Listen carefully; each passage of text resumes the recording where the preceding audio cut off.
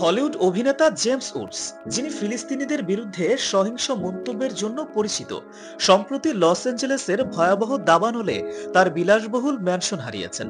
2023 সালের 19শে নভেম্বর সামাজিক যোগাযোগ মাধ্যম এক্সে তিনি কোনো যুদ্ধবিরতি নয়, ছাড় নয়, ক্ষমা নয় এবং হ্যাশট্যাগ তাদের সবাইকে মেরে ফেলো লিখে একটি পোস্ট করেছিলেন, যা ফিলিস্তিনিদের প্রতি ইঙ্গিতপূর্ণ ছিল। সাম্প্রতিক দাবানলে উডসের বাড়ি সম্পূর্ণভাবে পুড়ে গেছে এবং সরকারি নির্দেশনা অনুযায়ী তিনি বাড়ি ছেড়ে বাস্তুচ্যুত হয়েছেন। মার্কিন সংবাদ মাধ্যম সিএনএন এর লাইভ সম্প্রচারে তাকে কাঁদতে দেখা যায়। সেখানে তিনি বলেন, একদিন আপনি সুইমিং পুলে সাঁতার কাটছিলেন আর পরের দিন দেখলেন সব শেষ।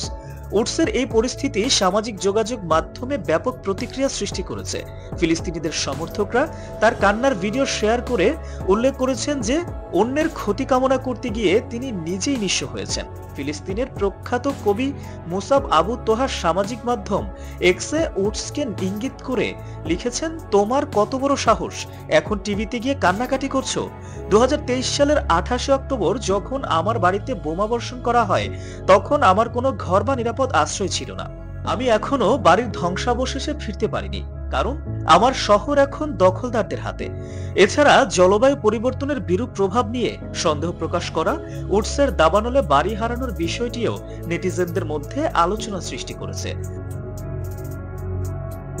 উডসের এই অভিজ্ঞতা তাকে জলবায়ু পরিবর্তনের বাস্তবতা সম্পর্কে নতুন করে ভাবতে উৎসাহিত করতে পারে বলে অনেকে মন্তব্য করেছেন।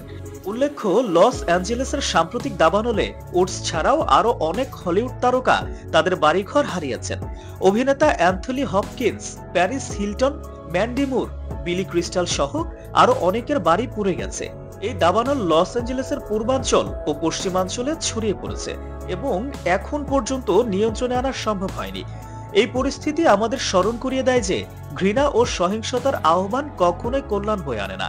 জেমস উডসের অভিজ্ঞতা থেকে আমরা শিখতে পারি যে মানবিকতা ও সহমর্মিতা সবসময় অগ্রাধিকার পাওয়া উচিত এবং অন্যের দুর্ভোগে আনন্দিত হওয়া কখনোই উচিত নয়।